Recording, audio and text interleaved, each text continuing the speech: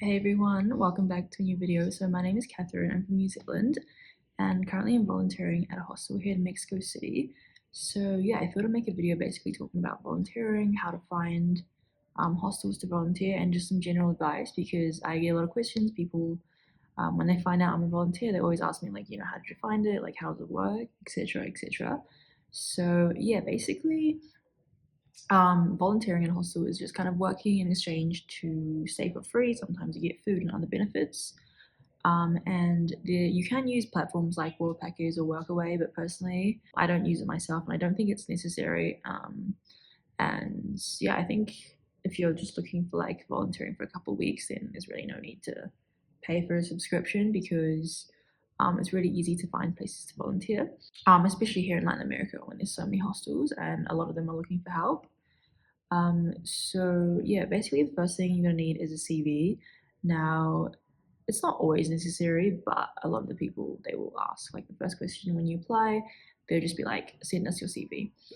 And you can just use, I guess, like your CV that you use to apply for a job. But I think if you can tailor it to like volunteering position, and that's really helpful. Like I have a volunteering CV where I just put my volunteering experience and languages you speak and things like that are really useful. And then yeah, once you have your CV, basically you just got to go hit up some hostels. So I think the best way to do it is just contact them like online. So what I recommend is just start by searching for hostels that you actually like and places that you would want to stay in.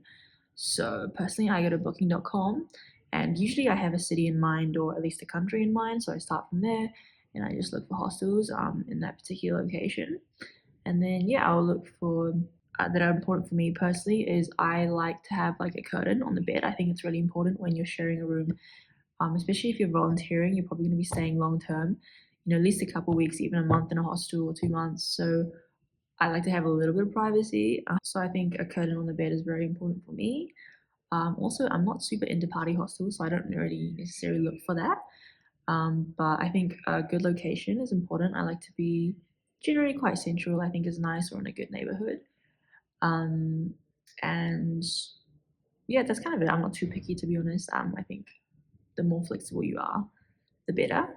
So yeah, I would start by contacting hostels. And generally it's the earlier the better. However, in Latin America, I find that they don't want you to contact them too early. So like about 2 weeks, I feel like is the sweet spot anymore. And they'll just say like, contact us, when you actually want to come. So basically you can't really, it's not like in Japan where you can, I feel like you could schedule things 1 or 2 months in advance. I feel like here it's more last minute, I guess. So yeah, another way you can contact them is just through Instagram. A lot of hostels will have an Instagram page, so you can just send them a DM direct.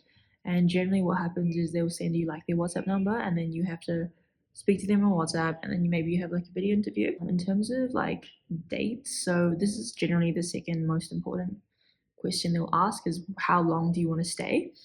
I find that usually 2 weeks is the minimum. Like generally they'll want you to stay at least a month, and ideally more. Like I think the longer you can stay, the better. Obviously, they don't want to be having to train, new volunteers constantly. And I feel like especially if you're in a big city, like 1 month, honestly, like time flies. It's not that long.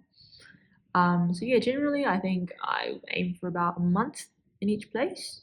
And some places also ask you to pay a deposit, which I don't really like, but I guess I understand if like, volunteers are leaving after like 1 or 2 days. I think, yeah, it's understandable. Yeah, in terms of like what you get and the hours and stuff. So here I do 30 hours a week and I work reception and then I get 2 days off a week. So I work about 6 hours a day and then 2 days off. And then I get like lunch and dinner included. So personally, I would rather work less and not have meals because I don't really mind cooking myself. And for example, sometimes I'm craving something else. I'm also vegan, so it's just kind of annoying. Like I don't want to, they always have to make something like special just for me, and I just kind of feel bad.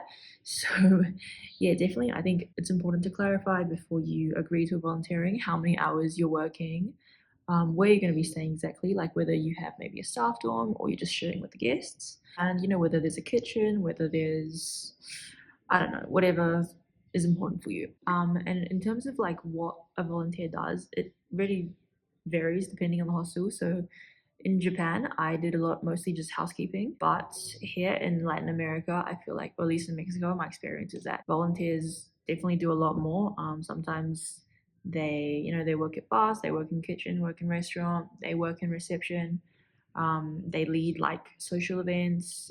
Maybe they do social media, like a bit of everything. So yeah, basically, I feel like there's a job to suit everybody, and even if you've never done it before, then it's fine. I've never done reception, but honestly, it's not that difficult. So, yeah, anyways, that's kind of it for this video.